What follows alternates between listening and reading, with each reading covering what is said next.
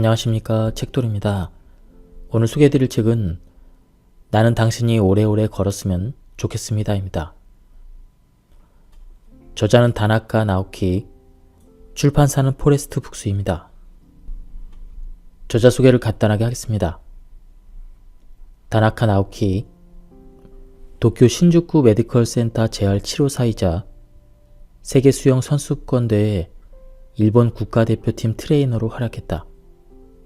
국가대표 선수는 물론 일반인까지 치료하는 이학의 치료사이다.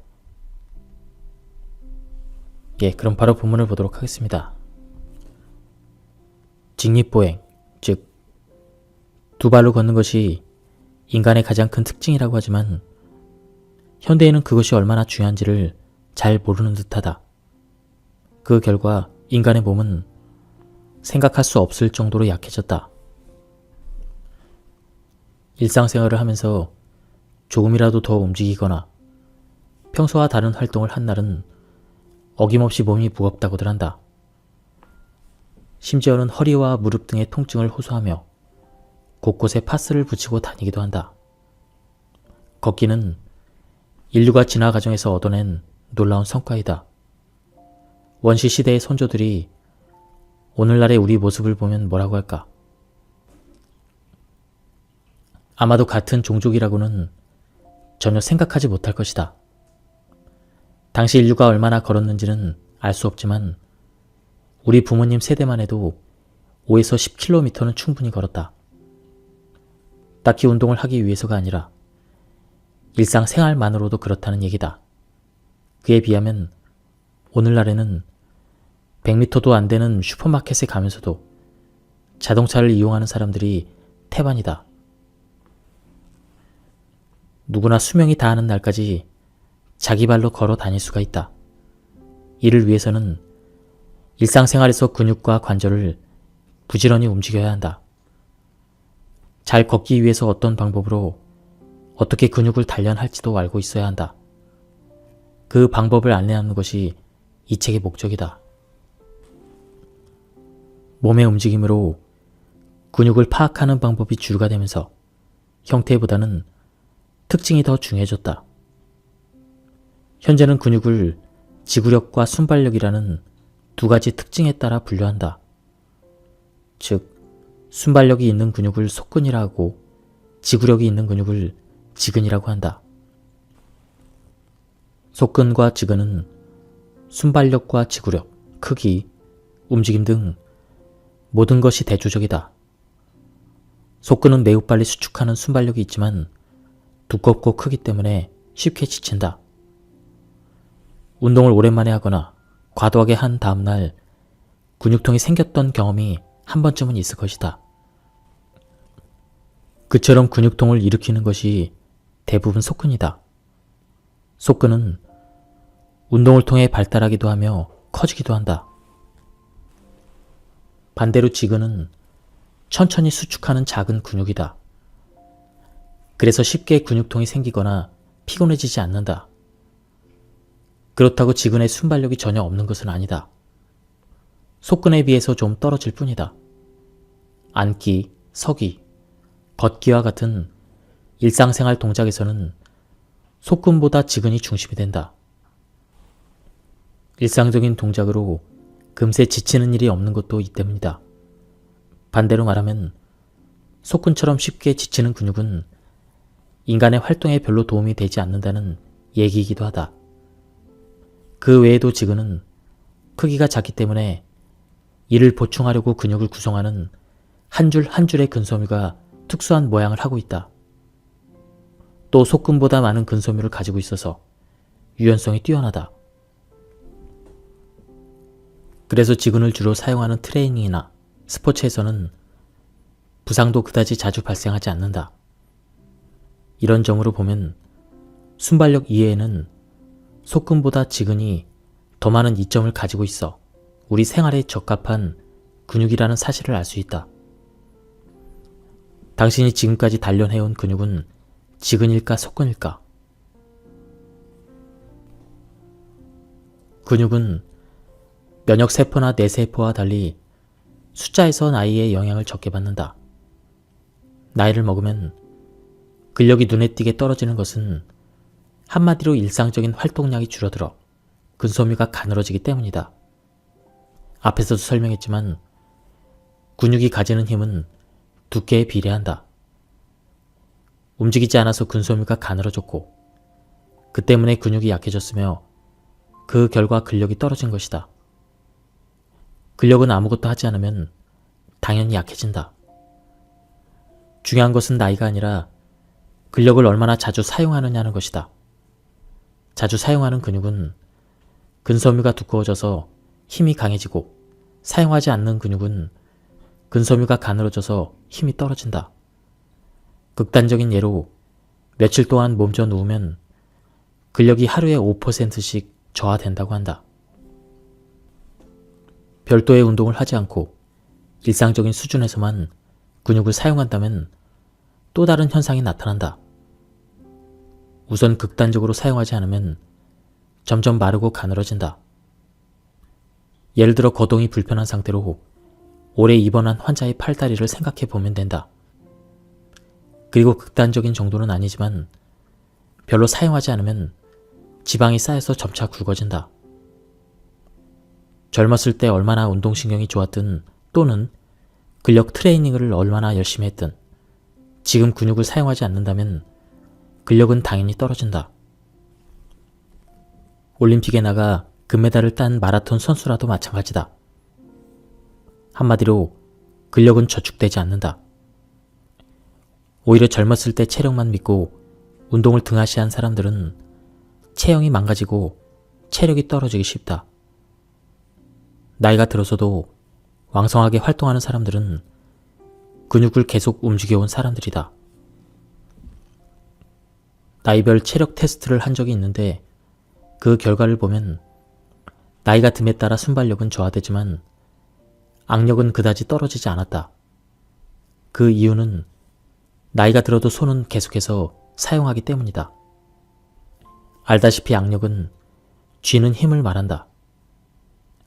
아침에 일어나서 잠자리에 들 때까지 우리는 손을 끊임없이 사용한다. 옷을 입거나 밥을 먹는 등의 일상적인 활동은 물론 일할 때도 대개는 손을 사용해서 한다.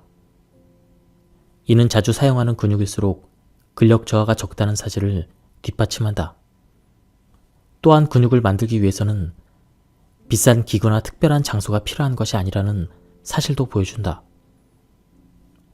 일상생활에서 간단히 할 수 있는 동작만으로도 충분히 트레이닝이 된다는 얘기다. 세계 최고령 여자 쌍둥이로 기네스북에 오른 니리타 킨 할머니의 얘기를 해보려고 한다. 니리타 킨 할머니는 킨 자매 중 언니로 2000년 107세의 일기로 세상을 떠났다. 그녀가 생전에 백내장 수술을 받고 퇴원한 후 약해진 다리 근육을 키우기 위해 트레이닝을 한 일이 있다. 바로 햄스트링 단련이었다. 트레이닝 방법이 별스럽거나 어려운 것도 아니었다. 먼저 엎드린 상태로 배 밑에 쿠션을 넣는다. 그런 다음 다리에 15kg짜리 추를 달고 무릎을 굽혀서 천천히 들어 올린다. 킨 할머니는 이 트레이닝을 시작하고 나서 보행 능력이 몰라볼 정도로 향상되었다고 한다. 햄스트링이 어째서 나이의 영향을 받지 않는가에 대한 비밀은 고령자 특유의 걸음걸이에서 찾아볼 수가 있다. 주변에 있는 85세 이상 초고령 어르신들의 걸음걸이를 떠올려보자. 고령자들은 무릎과 고관절이 휘어진 상태로 걷는 경우가 많이 있다. 이런 걸음걸이는 젊은 사람들의 걸음걸이와 사뭇 다르다. 젊은이들은 뒤에 있는 다리로 몸을 앞으로 내밀면서 걷는 데 비해 고령자들은 앞으로 내민 다리를 축으로 몸을 끌어당기듯 걷는다. 이 걸음걸이는 원래 보행에 필요한 다리 근육은 저하시키지만 햄스트링은 저하시키기 어렵다. 킨 할머니는 이 햄스트링을 단련함으로써 무릎과 고관절이 휜 상태인 고령자의 걸음걸이로 계속 걸을 수가 있었다. 트레이닝을 통해 보행 능력이 향상되어 100살이 되었을 때도 자기 발로 걸었다. 긴 할머니의 예는 고령자만이 아니라 모든 세대에 적용할 수가 있다. 사람마다 근육은 자신의 나이에 맞는 활동을 하도록 붙어 있다. 그러므로 자신의 근육에 필요한 동작이 무엇인가를 이해해야 한다. 그리고 근력 트레이닝을 통해 필요한 동작을 의식적으로 단련해 나간다면 오래도록 근력을 유지하며 건강하게 생활할 수가 있다. 지하철을 타러 가거나 2층 이상의 어떤 장소에 갈 때는 에스컬레이터나 엘리베이터 대신 될 수 있으면 계단을 이용하자. 그것만 잘 지켜도 둔근이 약해지는 것을 막을 수가 있다. 계단을 오르거나 내리면 둔근의 균형 능력이 강화되면 물론 하직은, 백은, 복근까지 튼튼해진다. 그리고 지하철이나 버스를 기다릴 때는 한 발로 서기를 반복하자. 그 몇십 초 동안 둔근을 단련할 수가 있다. 멈춰 설 때마다 한 발 서기를 하는 것만으로도 엉덩이 근력이 상당히 좋아진다. 최근 걷다가 발이 엉켜 넘어질 뻔한 일이 있었거나 높낮이가 있는 곳에서 순간적으로 휘청거리는 등 이전보다 몸의 균형감이 떨어졌다고 느낀다면 한 발로 서기를 수시로 꾸준히 실천하자. 저자는 요통 때문에 고생을 많이 했다고 합니다. 내가 일으킨 돌발성 요통 이야기로 다시 돌아가 보겠다. 안정을 취해 돌발성 요통이 가라앉은 후에는 재발 방지를 위해 매일 요통을 위한 근력 트레이닝을 했다. 그리고 휴일에는 백근이나 복근의 힘을 키우려고 애를 썼다. 그 덕에 반년 정도 지나서는 요통이 발생하기 어려운 허리가 되었다. 사람들은 흔히 요통이 무리를 했기 때문에 생긴다고 생각한다. 그렇지만 이처럼 환경의 변화로 그때까지 사용하지 않던 근육을 쓰지 않게 되면서 근력이 저하되어 요통이 생기는 경우도 있다. 사실을 깨닫지 못했을 뿐 요통은 맨 처음 이와 같은 환경의 변화로 운동량이 감소하기 때문에 시작된다. 바꿔 말하면 몸이 이전보다 편해진 탓에 근력이 약해지면서 시작된다. 그리고 힘이 줄어든 근육에 계속 무리를 가하면 점차 요통이 만성화된다. 이것이 현대의 요통, 특히 중년 이후에 발생하는 요통의 전형적인 유형이다. 만성 요통은 허리 주변의 근력 저하가 근본적인 원인이다. 그러므로 이를 개선하려면 트레이닝을 통해 근력을 키워야 한다. 만성 요통을 예방하기 위해서는 허리 주변의 근육 중에서 대둔근, 복직근, 척추 기립근을 단련하는 근력 트레이닝을 해야 한다. 근력 트레이닝 외에도 근근막성 요통이 반복되는 사람 중에는 서 있는 자세가 나쁜 경우가 많다.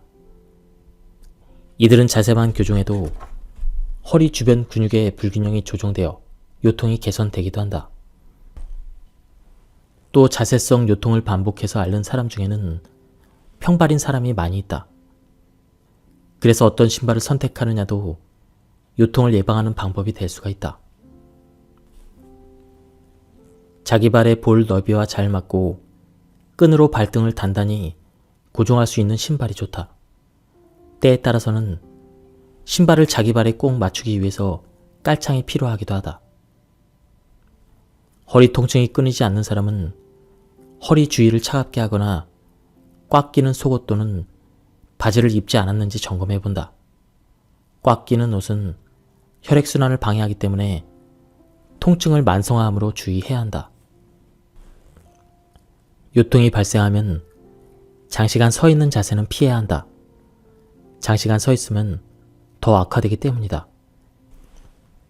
의자에 오래 앉아 있어야 한다면 때때로 발을 꼬아주거나 30분 정도에 한 번씩 허리를 풀어준다.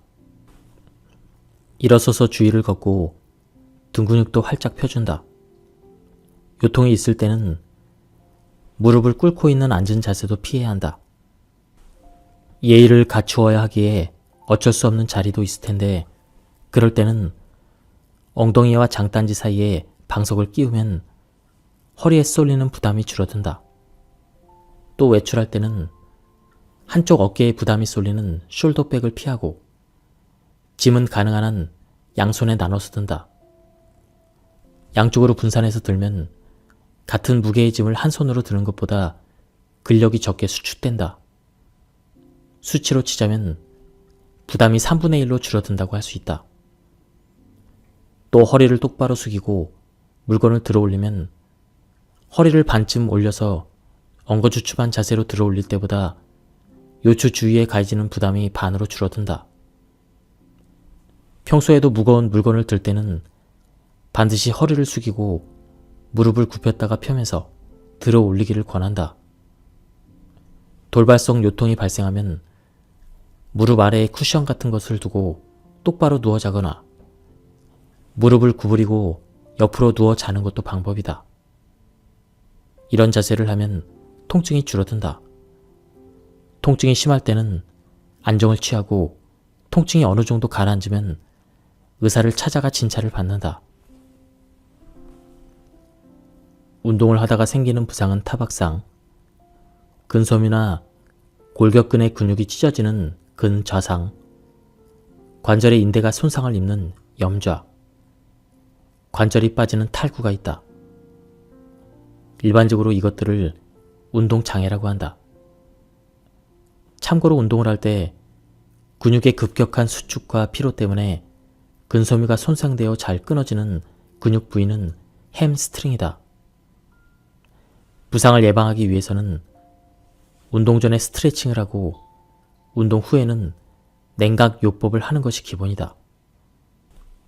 그리고 동통, 열감, 부종, 발적 이런 증상이 나타나면 운동을 중단해야 한다. 요통이나 무릎 통증을 포함하여 운동 후에 통증이 일어난 환부를 시키는 것이 임시 대응책이 될 수가 있다. 그렇게 하면 피부와 피하 조직 혈관이 위축되고 순환하는 혈액량이 감소하면서 환부 표면의 감각이 마비되므로 통증이 누그러진다. 무릎 통증 또는 요통이 막 생겼을 때나 운동 장애가 나타난 지 2주가 지난 무릎에 환부를 만져보고 열이 있으면 얼음이나 젤 형태의 냉각제가 든 얼음팩으로 찜질해준다. 이런 식으로 환부를 시키면 붓기를 가라앉히고 염증을 진정시키는 데 도움이 된다. 환부를 따뜻하게 하면 혈액순환이 촉진되어 근육 조직의 긴장이 풀리고 노폐물이 배출되면서 통증이 완화된다. 환부를 뜨거운 수건, 간이 열기구, 더운 찜질 등으로 찜질한다. 다만 환부를 만져보고 열이 없을 때 하는 것이 원칙이다. 운동장애가 원인이 되어 발생한 통증은 금방 회복되지 않고 파도가 치듯이 기복을 보이며 점차 나아진다. 통증이 심해졌다가 완화되고 다시 심해졌다가 완화되는 식으로 오르락 내리락하며 회복하는 것이다. 운동장애를 일으킨 뒤에 안정을 취해서 통증이 사라졌다고 해서 회복 과정에 들어섰다고 생각하면 안 된다. 이 단계에서 완전히 나았다고 판단해 운동을 바로 시작하는 것은 위험하다. 적어도 통증이 없어지고 2주 정도는 상태를 지켜본 뒤에 더는 통증이 나타나지 않는다는 것을 확인한 뒤에 운동을 다시 시작한다. 실제로 운동장애가 일어나 안정을 취하던 사람들은 운동을 언제부터 다시 해도 될지 궁금해한다. 그럴 때는 계속해서 걷거나 조깅을 함으로써 판단해보자. 그런 활동을 했음에도 통증이 지속되지 않는다면 다시 운동을 해도 된다고 볼 수가 있다.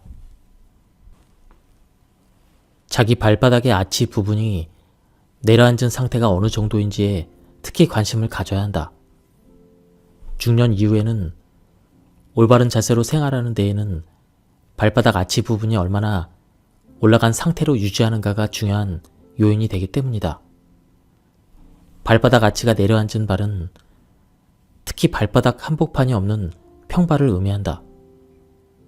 이 아치는 발목에서 발바닥까지 뻗어 있는 근육이 튼튼해야만 그 근육에 의해서 유지될 수가 있다.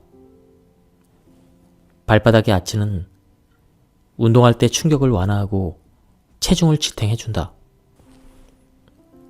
그런데 이 부분이 일단 내려앉기 시작하면 발목을 고정하는 여러 근육이 안쪽으로 휘어져서 발목의 고정 상태가 불안정해진다. 이러한 현상이 비복근이나 햄스트링 같은 하지근에 영향을 주기 때문에 전체적인 자세가 흐트러진다. 또 발목이 제대로 고정되지 않아서 서 있는 자세가 불안정해지고 걸을 때 충격이 발에 더 직접적으로 전달된다. 아치를 내려앉은 채로 내버려두면 올바른 자세를 유지할 수 없을 뿐만 아니라 전신의 건강 상태를 약화시키므로 증상을 적극적으로 개선해야 한다. 중년 이후부터 내려앉기 시작하는 발바닥의 아치를 어떻게 다시 끌어올릴 수 있을까? 무엇보다 자주 걷는 것이 중요하지만 그보다 먼저 늘 바른 자세를 유지하도록 주의를 기울여야 한다. 새삼스럽다고 여길지도 모르겠으나 중년 이후야말로 좋은 자세란 무엇인가를 다시 한번 짚고 넘어가야 할 시기이다. 나쁜 자세를 고치고 평소에도 좋은 자세를 유지하기 위해서 습관을 들이는 것이 중요하다. 어릴 때 학교에서 배웠던 바른 자세를 떠올리며 일상에서 실천해 보는 것이다. 서 있을 때 좋은 자세란 귀 뒤에서 어깨를 지나 복사뼈까지가 일직선이 되는 것이다.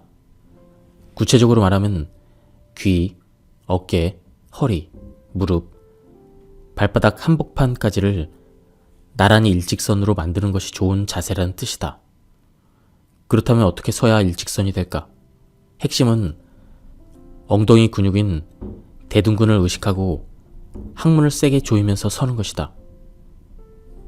이때는 어깨가 아닌 아랫배에 힘을 주도록 해야 한다. 일반적으로 턱을 당기고 등을 펴서 가슴을 젖히지 않고 서는 것이다. 사실 대둔근을 의식하며 서면 자연스럽게 해결된다.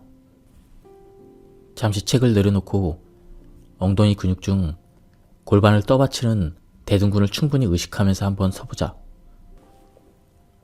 그렇게 서기만 해도 굽어있던 등이 꼿꼿해지고 무릎이 펴지며 볼품없이 뒤로 내밀었던 엉덩이도 들어 올라갈 것이다.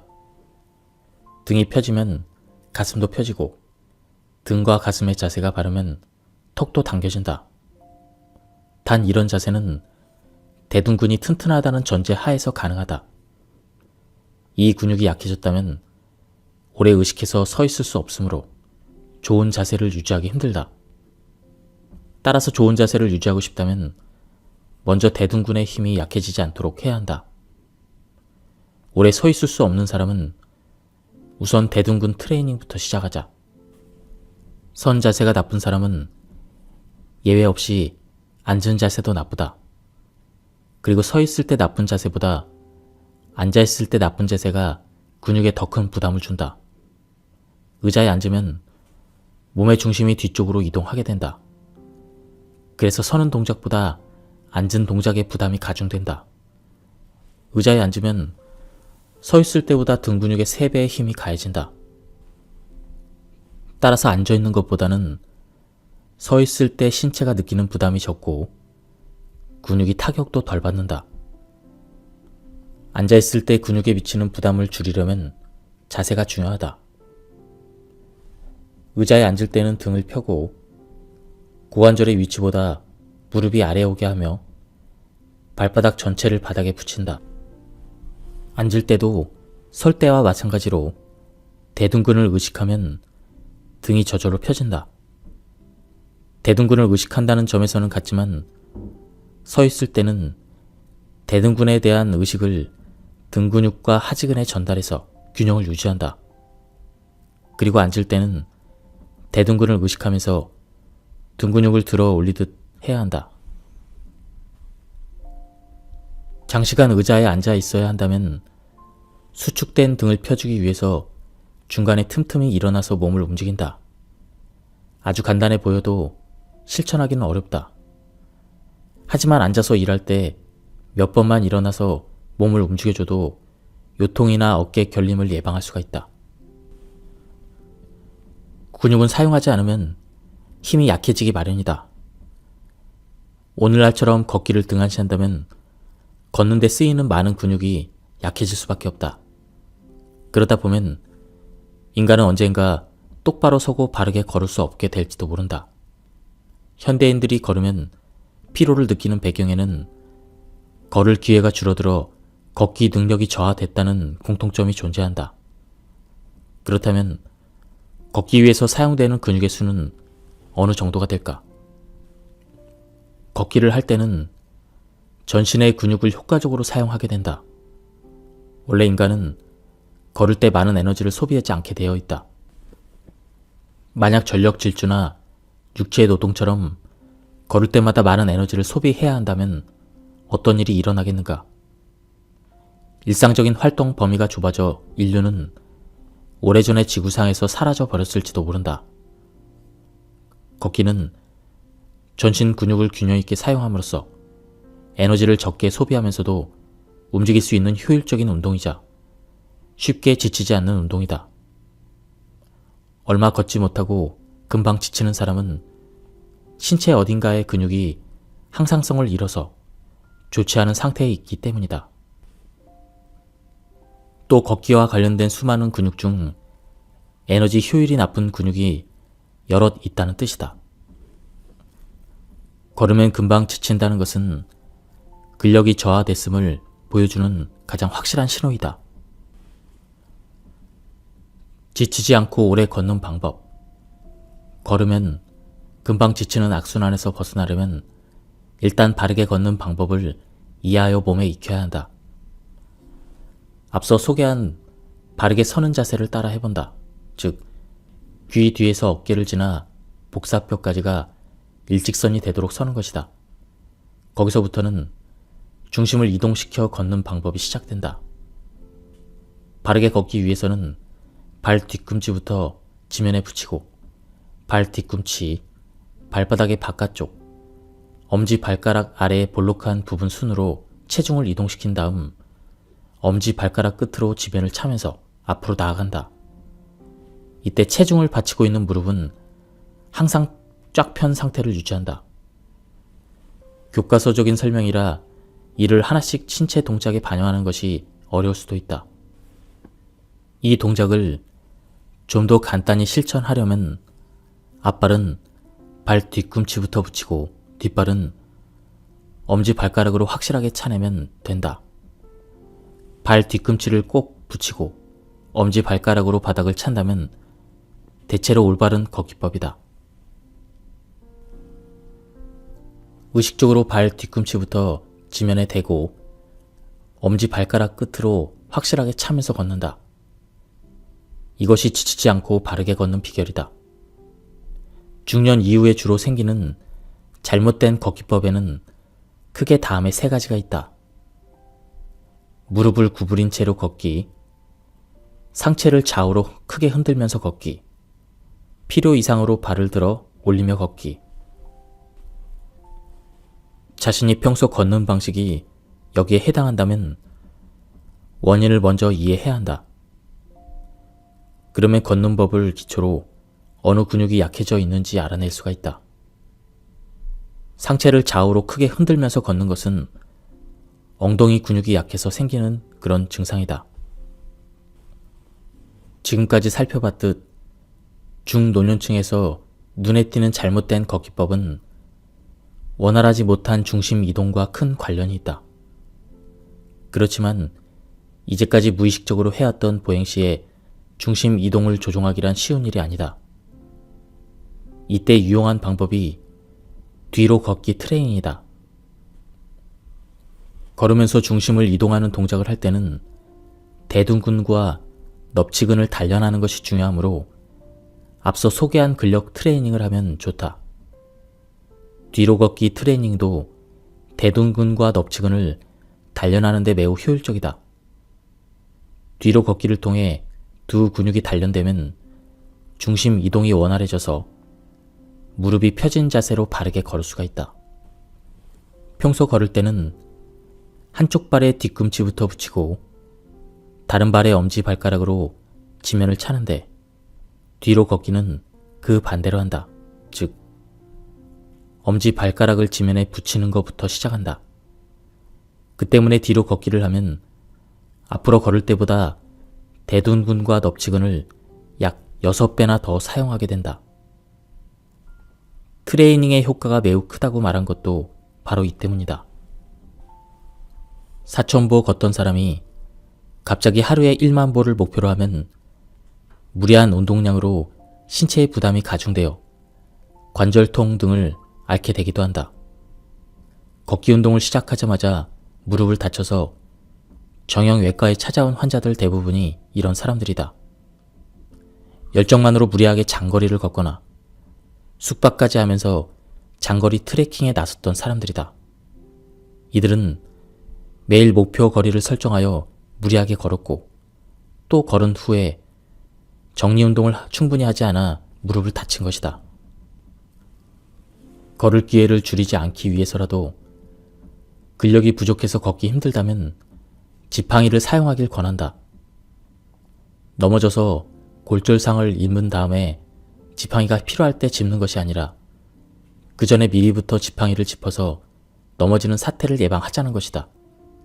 흔히 지팡이를 짚고 다니면 다리 근육이 약해지는 건 아닐까 걱정을 하는데 사실은 그렇지 않다. 지팡이는 구부정한 등을 펴주는 역할을 한다. 그리고 통증이 있을 때는 다리가 받을 부담을 팔로 분산시켜서 통증을 줄이고 통증 부위를 안정시키는 효과도 있다. 이렇게 미리 지팡이를 짚으면 척추 기립근과 복근이 약해지는 속도나 허리가 굽는 속도를 늦춰준다. 그렇게 번 시간을 근력 트레이닝에 쏟으면 오랫동안 자기 발로 걸을 수가 있다. 이는 고령자에게만 해당하는 얘기가 아니다. 40에서 50대인 사람도 무릎 통증이나 요통이 있어서 걷기 힘들다면 지팡이를 짚고 걷길 권한다. 그렇게라도 계속 걸어야 걷기 능력이 떨어지는 것을 막을 수가 있다.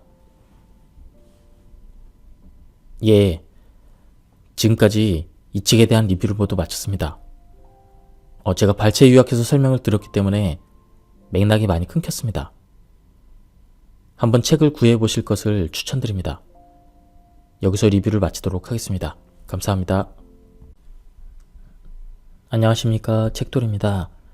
오늘 소개해드릴 책은 나는 당신이 오래오래 걸었으면 좋겠습니다입니다. 저자는 다나카 나오키, 출판사는 포레스트 북스입니다. 저자 소개를 간단하게 하겠습니다. 다나카 나오키, 도쿄 신주쿠 메디컬 센터 재활 치료사이자 세계 수영 선수권대회 일본 국가대표팀 트레이너로 활약했다. 국가대표 선수는 물론 일반인까지 치료하는 이학의 치료사이다. 그럼 바로 본문을 보도록 하겠습니다. 직립보행, 즉 두 발로 걷는 것이 인간의 가장 큰 특징이라고 하지만 현대인은 그것이 얼마나 중요한지를 잘 모르는 듯하다. 그 결과 인간의 몸은 생각할 수 없을 정도로 약해졌다. 일상생활을 하면서 조금이라도 더 움직이거나 평소와 다른 활동을 한 날은 어김없이 몸이 무겁다고들 한다. 심지어는 허리와 무릎 등의 통증을 호소하며 곳곳에 파스를 붙이고 다니기도 한다. 걷기는 인류가 진화 과정에서 얻어낸 놀라운 성과이다. 원시 시대의 선조들이 오늘날의 우리 모습을 보면 뭐라고 할까? 아마도 같은 종족이라고는 전혀 생각하지 못할 것이다. 당시 인류가 얼마나 걸었는지는 알 수 없지만 우리 부모님 세대만 해도 5에서 10km는 충분히 걸었다. 딱히 운동을 하기 위해서가 아니라 일상생활만으로도 그렇다는 얘기다. 그에 비하면 오늘날에는 100m도 안 되는 슈퍼마켓에 가면서도 자동차를 이용하는 사람들이 태반이다. 누구나 수명이 다하는 날까지 자기 발로 걸어 다닐 수가 있다. 이를 위해서는 일상생활에서 근육과 관절을 부지런히 움직여야 한다. 잘 걷기 위해서 어떤 방법으로 어떻게 근육을 단련할지도 알고 있어야 한다. 그 방법을 안내하는 것이 이 책의 목적이다. 몸의 움직임으로 근육을 파악하는 방법이 주류가 되면서 형태보다는 특징이 더 중요해졌다. 현재는 근육을 지구력과 순발력이라는 두 가지 특징에 따라 분류한다. 즉, 순발력이 있는 근육을 속근이라 하고 지구력이 있는 근육을 지근이라고 한다.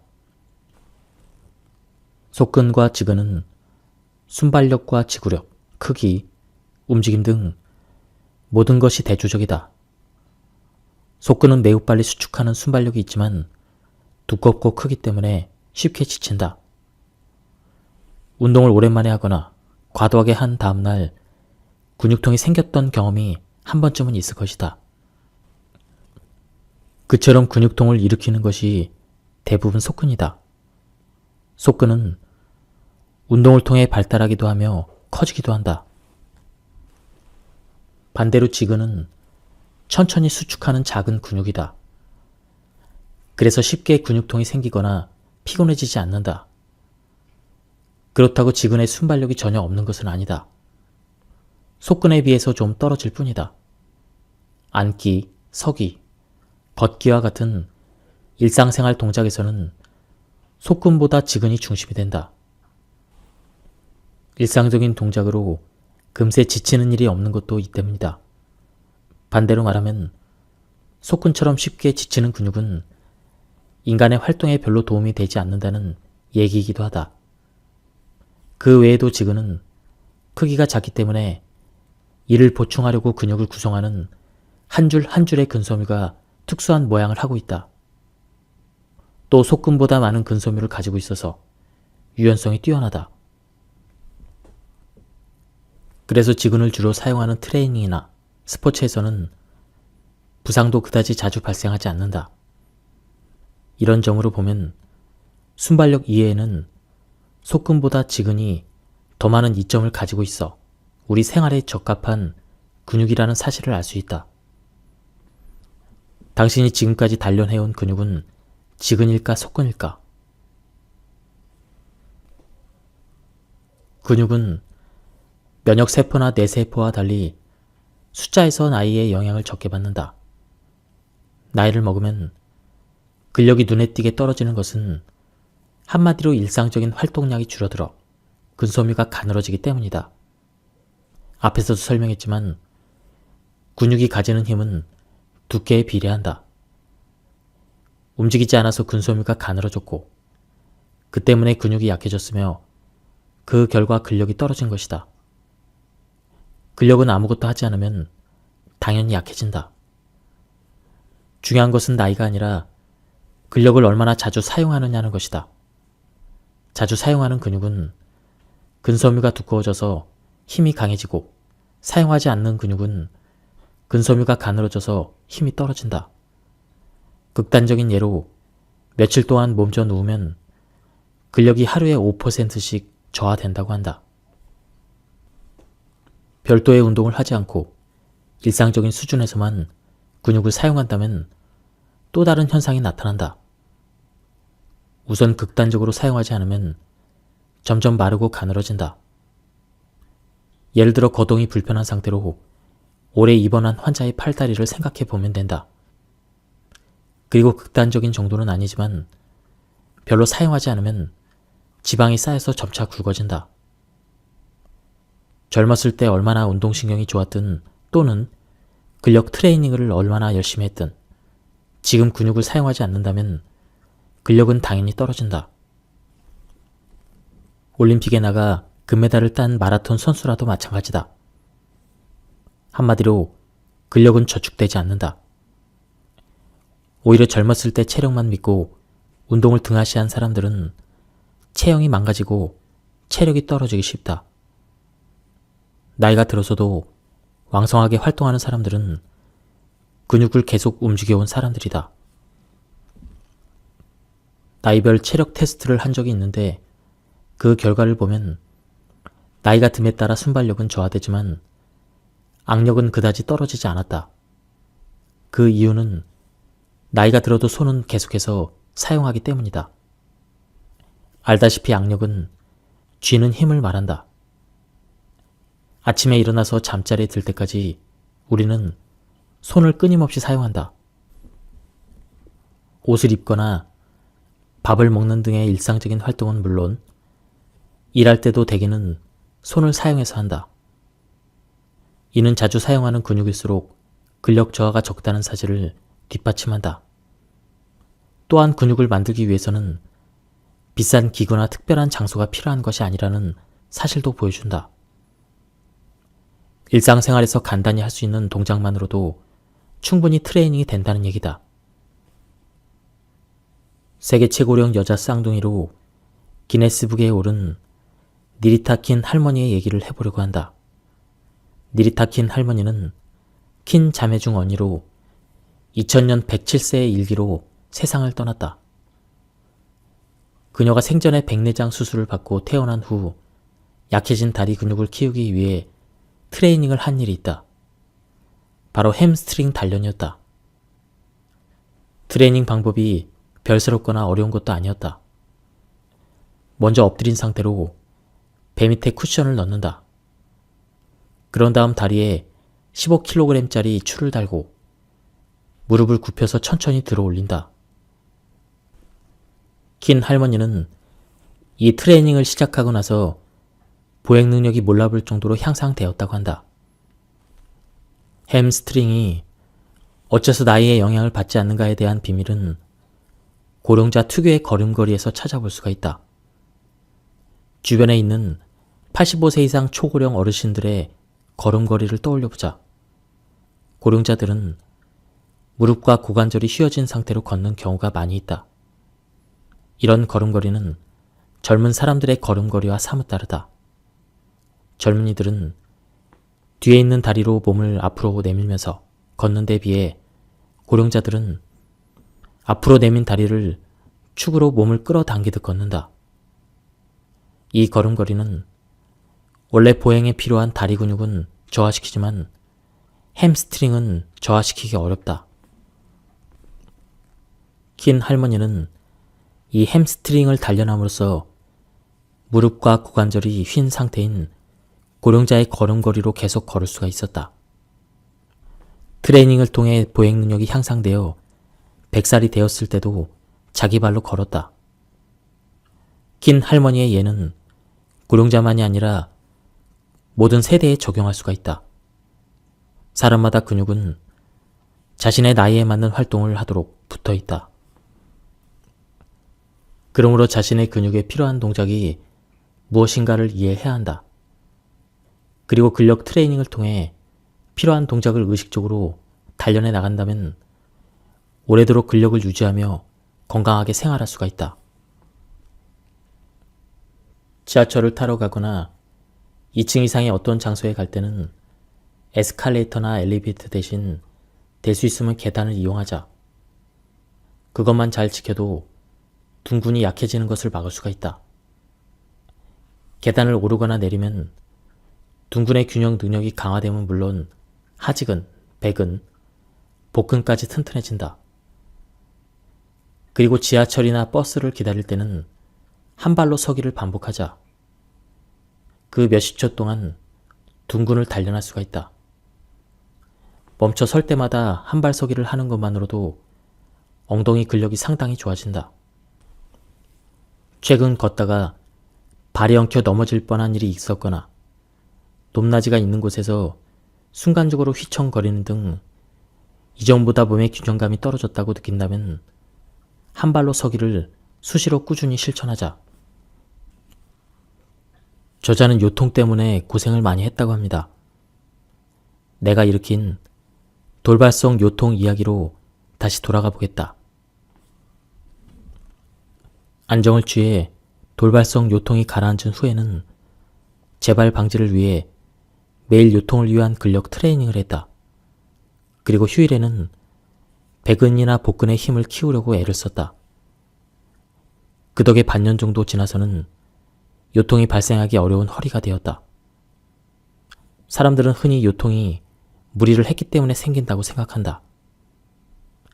그렇지만 이처럼 환경의 변화로 그때까지 사용하지 않던 근육을 쓰지 않게 되면서 근력이 저하되어 요통이 생기는 경우도 있다. 사실을 깨닫지 못했을 뿐 요통은 맨 처음 이와 같은 환경의 변화로 운동량이 감소하기 때문에 시작된다. 바꿔 말하면 몸이 이전보다 편해진 탓에 근력이 약해지면서 시작된다. 그리고 힘이 줄어든 근육에 계속 무리를 가하면 점차 요통이 만성화된다. 이것이 현대의 요통, 특히 중년 이후에 발생하는 요통의 전형적인 유형이다. 만성 요통은 허리 주변의 근력 저하가 근본적인 원인이다. 그러므로 이를 개선하려면 트레이닝을 통해 근력을 키워야 한다. 만성 요통을 예방하기 위해서는 허리 주변의 근육 중에서 대둔근, 복직근, 척추 기립근을 단련하는 근력 트레이닝을 해야 한다. 근력 트레이닝 외에도 근근막성 요통이 반복되는 사람 중에는 서 있는 자세가 나쁜 경우가 많다. 이들은 자세만 교정해도 허리 주변 근육의 불균형이 조정되어 요통이 개선되기도 한다. 또 자세성 요통을 반복해서 앓는 사람 중에는 평발인 사람이 많이 있다. 그래서 어떤 신발을 선택하느냐도 요통을 예방하는 방법이 될 수가 있다. 자기 발의 볼 너비와 잘 맞고 끈으로 발등을 단단히 고정할 수 있는 신발이 좋다. 때에 따라서는 신발을 자기 발에 꼭 맞추기 위해서 깔창이 필요하기도 하다. 허리 통증이 끊이지 않는 사람은 허리 주위를 차갑게 하거나 꽉 끼는 속옷 또는 바지를 입지 않았는지 점검해 본다. 꽉 끼는 옷은 혈액순환을 방해하기 때문에 통증을 만성화함으로 주의해야 한다. 요통이 발생하면 장시간 서 있는 자세는 피해야 한다. 장시간 서 있으면 더 악화되기 때문이다. 의자에 오래 앉아 있어야 한다면 때때로 발을 꼬아주거나 30분 정도에 한 번씩 허리를 풀어준다. 일어서서 주위를 걷고 등 근육도 활짝 펴준다. 요통이 있을 때는 무릎을 꿇고 있는 앉은 자세도 피해야 한다. 예의를 갖추어야 하기에 어쩔 수 없는 자리도 있을 텐데 그럴 때는 엉덩이와 장단지 사이에 방석을 끼우면 허리에 쏠리는 부담이 줄어든다. 또 외출할 때는 한쪽 어깨에 부담이 쏠리는 숄더백을 피하고 짐은 가능한 한 양손에 나눠서 든다. 양쪽으로 분산해서 들면 같은 무게의 짐을 한 손으로 드는 것보다 근력이 적게 수축된다. 수치로 치자면 부담이 3분의 1로 줄어든다고 할 수 있다. 또 허리를 똑바로 숙이고 물건을 들어 올리면 허리를 반쯤 올려서 엉거주춤한 자세로 들어 올릴 때보다 요추 주위에 가해지는 부담이 반으로 줄어든다. 평소에도 무거운 물건을 들 때는 반드시 허리를 숙이고 무릎을 굽혔다가 펴면서 들어 올리기를 권한다. 돌발성 요통이 발생하면 무릎 아래에 쿠션 같은 것을 두고 똑바로 누워 자거나 무릎을 구부리고 옆으로 누워 자는 것도 방법이다. 이런 자세를 하면 통증이 줄어든다. 통증이 심할 때는 안정을 취하고 통증이 어느 정도 가라앉으면 의사를 찾아가 진찰을 받는다. 운동을 하다가 생기는 부상은 타박상, 근섬유나 골격근의 근육이 찢어지는 근좌상, 관절의 인대가 손상을 입는 염좌, 관절이 빠지는 탈구가 있다. 일반적으로 이것들을 운동장애라고 한다. 참고로 운동을 할 때 근육의 급격한 수축과 피로 때문에 근섬유가 손상되어 잘 끊어지는 근육 부위는 햄스트링이다. 부상을 예방하기 위해서는 운동 전에 스트레칭을 하고 운동 후에는 냉각요법을 하는 것이 기본이다. 그리고 동통, 열감, 부종, 발적 이런 증상이 나타나면 운동을 중단해야 한다. 요통이나 무릎 통증을 포함하여 운동 후에 통증이 일어난 환부를 시키는 것이 임시 대응책이 될 수가 있다. 그렇게 하면 피부와 피하 조직 혈관이 위축되고 순환하는 혈액량이 감소하면서 환부 표면의 감각이 마비되므로 통증이 누그러진다. 무릎 통증 또는 요통이 막 생겼을 때나 운동 장애가 나타난 지 2주가 지난 무렵에 환부를 만져보고 열이 있으면 얼음이나 젤 형태의 냉각제가 든 얼음팩으로 찜질해준다. 이런 식으로 환부를 시키면 붓기를 가라앉히고 염증을 진정시키는 데 도움이 된다. 환부를 따뜻하게 하면 혈액순환이 촉진되어 근육 조직의 긴장이 풀리고 노폐물이 배출되면서 통증이 완화된다. 환부를 뜨거운 수건, 간이 열기구, 더운 찜질 등으로 찜질한다. 다만 환부를 만져보고 열이 없을 때 하는 것이 원칙이다. 운동장애가 원인이 되어 발생한 통증은 금방 회복되지 않고 파도가 치듯이 기복을 보이며 점차 나아진다. 통증이 심해졌다가 완화되고 다시 심해졌다가 완화되는 식으로 오르락 내리락하며 회복하는 것이다. 운동장애를 일으킨 뒤에 안정을 취해서 통증이 사라졌다고 해서 회복 과정에 들어섰다고 생각하면 안 된다. 이 단계에서 완전히 나았다고 판단해 운동을 바로 시작하는 것은 위험하다. 적어도 통증이 없어지고 2주 정도는 상태를 지켜본 뒤에 더는 통증이 나타나지 않는다는 것을 확인한 뒤에 운동을 다시 시작한다. 실제로 운동장애가 일어나 안정을 취하던 사람들은 운동을 언제부터 다시 해도 될지 궁금해한다. 그럴 때는 계속해서 걷거나 조깅을 함으로써 판단해보자. 그런 활동을 했음에도 통증이 지속되지 않는다면 다시 운동을 해도 된다고 볼 수가 있다. 자기 발바닥의 아치 부분이 내려앉은 상태가 어느 정도인지에 특히 관심을 가져야 한다. 중년 이후에는 올바른 자세로 생활하는 데에는 발바닥 아치 부분이 얼마나 올라간 상태로 유지하는가가 중요한 요인이 되기 때문이다.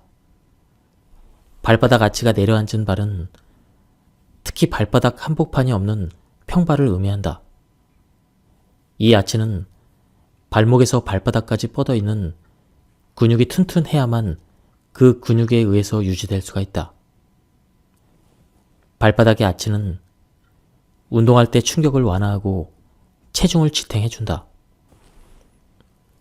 그런데 이 부분이 일단 내려앉기 시작하면 발목을 고정하는 여러 근육이 안쪽으로 휘어져서 발목의 고정 상태가 불안정해진다. 이러한 현상이 비복근이나 햄스트링 같은 하지근에 영향을 주기 때문에 전체적인 자세가 흐트러진다. 또 발목이 제대로 고정되지 않아서 서 있는 자세가 불안정해지고 걸을 때 충격이 발에 더 직접적으로 전달된다. 아치를 내려앉은 채로 내버려두면 올바른 자세를 유지할 수 없을 뿐만 아니라 전신의 건강 상태를 약화시키므로 증상을 적극적으로 개선해야 한다. 중년 이후부터 내려앉기 시작하는 발바닥의 아치를 어떻게 다시 끌어올릴 수 있을까?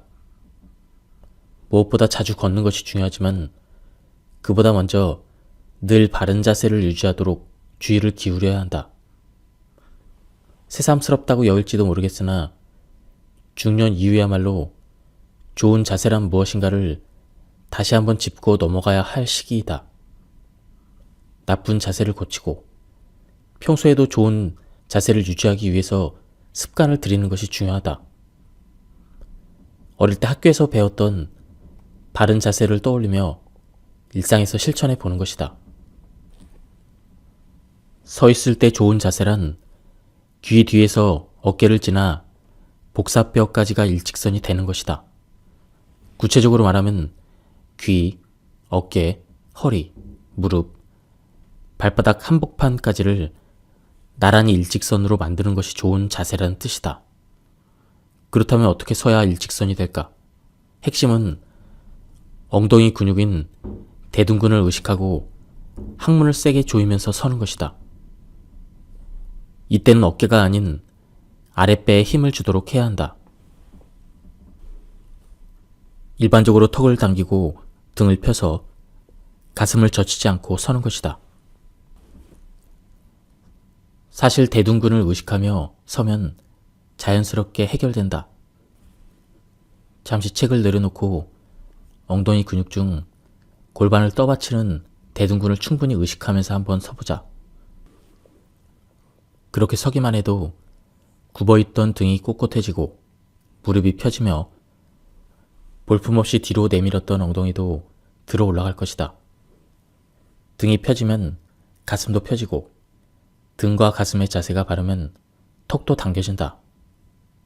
단 이런 자세는 대둔근이 튼튼하다는 전제 하에서 가능하다. 이 근육이 약해졌다면 오래 의식해서 서 있을 수 없으므로 좋은 자세를 유지하기 힘들다. 따라서 좋은 자세를 유지하고 싶다면 먼저 대둔근의 힘이 약해지지 않도록 해야 한다. 오래 서 있을 수 없는 사람은 우선 대둔근 트레이닝부터 시작하자. 선 자세가 나쁜 사람은 예외 없이 앉은 자세도 나쁘다. 그리고 서 있을 때 나쁜 자세보다 앉아 있을 때 나쁜 자세가 근육에 더 큰 부담을 준다. 의자에 앉으면 몸의 중심이 뒤쪽으로 이동하게 된다. 그래서 서는 동작보다 앉은 동작의 부담이 가중된다. 의자에 앉으면 서 있을 때보다 등 근육의 3배의 힘이 가해진다. 따라서 앉아있는 것보다는 서 있을 때 신체가 느끼는 부담이 적고 근육이 타격도 덜 받는다. 앉아있을 때 근육에 미치는 부담을 줄이려면 자세가 중요하다. 의자에 앉을 때는 등을 펴고 고관절의 위치보다 무릎이 아래 오게 하며 발바닥 전체를 바닥에 붙인다. 앉을 때도 설 때와 마찬가지로 대둔근을 의식하면 등이 저절로 펴진다. 대둔근을 의식한다는 점에서는 같지만 서 있을 때는 대둔근에 대한 의식을 등 근육과 하지근에 전달해서 균형을 유지한다. 그리고 앉을 때는 대둔근을 의식하면서 등 근육을 들어 올리듯 해야 한다. 장시간 의자에 앉아 있어야 한다면 수축된 등을 펴주기 위해서 중간에 틈틈이 일어나서 몸을 움직인다. 아주 간단해 보여도 실천하기는 어렵다. 하지만 앉아서 일할 때 몇 번만 일어나서 몸을 움직여줘도 요통이나 어깨 결림을 예방할 수가 있다.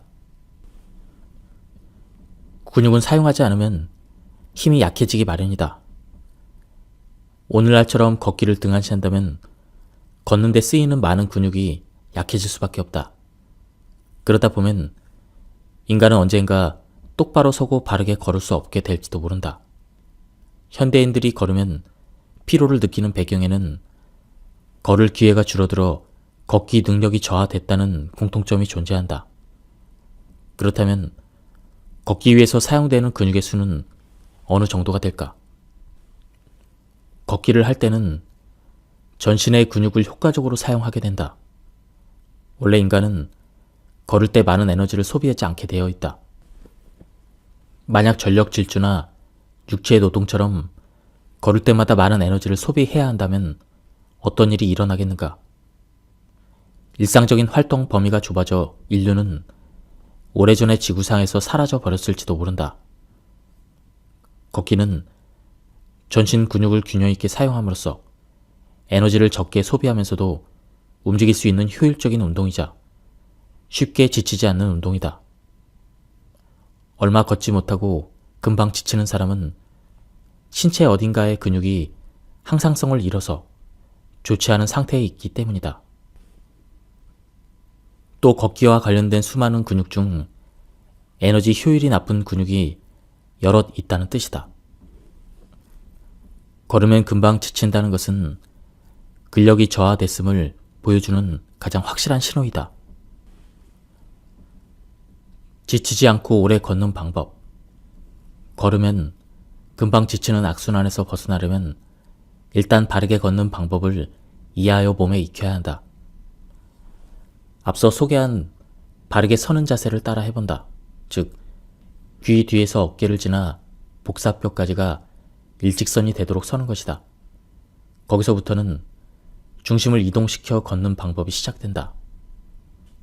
바르게 걷기 위해서는 발 뒤꿈치부터 지면에 붙이고 발 뒤꿈치, 발바닥의 바깥쪽, 엄지발가락 아래의 볼록한 부분 순으로 체중을 이동시킨 다음 엄지발가락 끝으로 지면을 차면서 앞으로 나아간다. 이때 체중을 받치고 있는 무릎은 항상 쫙 편 상태를 유지한다. 교과서적인 설명이라 이를 하나씩 신체 동작에 반영하는 것이 어려울 수도 있다. 이 동작을 좀 더 간단히 실천하려면 앞발은 발 뒤꿈치부터 붙이고 뒷발은 엄지발가락으로 확실하게 차내면 된다.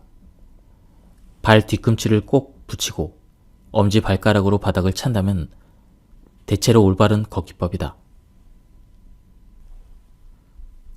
의식적으로 발 뒤꿈치부터 지면에 대고 엄지발가락 끝으로 확실하게 차면서 걷는다. 이것이 지치지 않고 바르게 걷는 비결이다.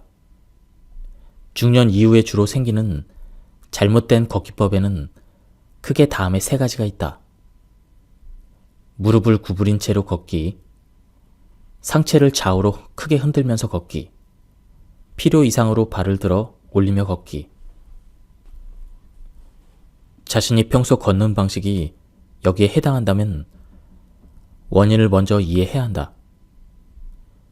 그러면 걷는 법을 기초로 어느 근육이 약해져 있는지 알아낼 수가 있다.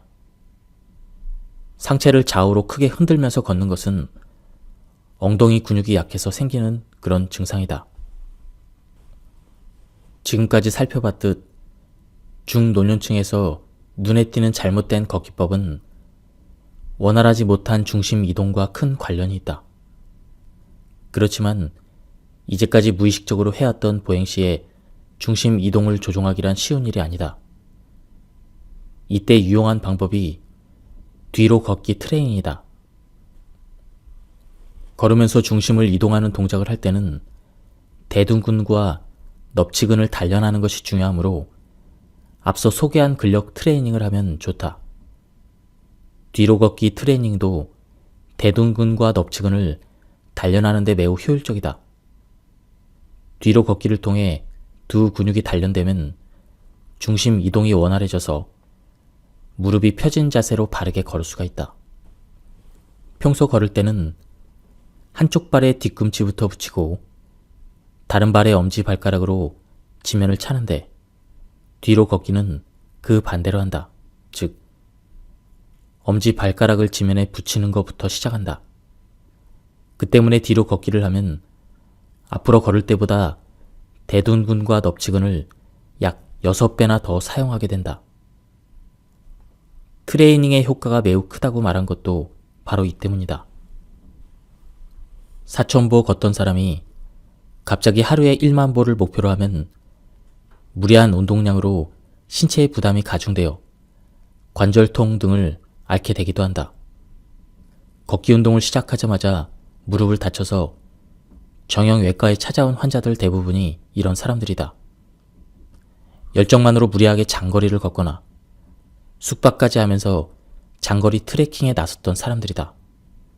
이들은 매일 목표 거리를 설정하여 무리하게 걸었고 또 걸은 후에 정리운동을 충분히 하지 않아 무릎을 다친 것이다. 걸을 기회를 줄이지 않기 위해서라도 근력이 부족해서 걷기 힘들다면 지팡이를 사용하길 권한다. 넘어져서 골절상을 입은 다음에 지팡이가 필요할 때 짚는 것이 아니라 그 전에 미리부터 지팡이를 짚어서 넘어지는 사태를 예방하자는 것이다. 흔히 지팡이를 짚고 다니면 다리 근육이 약해지는 건 아닐까 걱정을 하는데 사실은 그렇지 않다. 지팡이는 구부정한 등을 펴주는 역할을 한다. 그리고 통증이 있을 때는 다리가 받을 부담을 팔로 분산시켜서 통증을 줄이고 통증 부위를 안정시키는 효과도 있다. 이렇게 미리 지팡이를 짚으면 척추 기립근과 복근이 약해지는 속도나 허리가 굽는 속도를 늦춰준다. 그렇게 번 시간을 근력 트레이닝에 쏟으면 오랫동안 자기 발로 걸을 수가 있다. 이는 고령자에게만 해당하는 얘기가 아니다. 40에서 50대인 사람도 무릎 통증이나 요통이 있어서 걷기 힘들다면 지팡이를 짚고 걷길 권한다. 그렇게라도 계속 걸어야 걷기 능력이 떨어지는 것을 막을 수가 있다. 예, 지금까지 이 책에 대한 리뷰를 모두 마쳤습니다. 제가 발췌 요약해서 설명을 드렸기 때문에 맥락이 많이 끊겼습니다. 한번 책을 구해보실 것을 추천드립니다. 여기서 리뷰를 마치도록 하겠습니다. 감사합니다.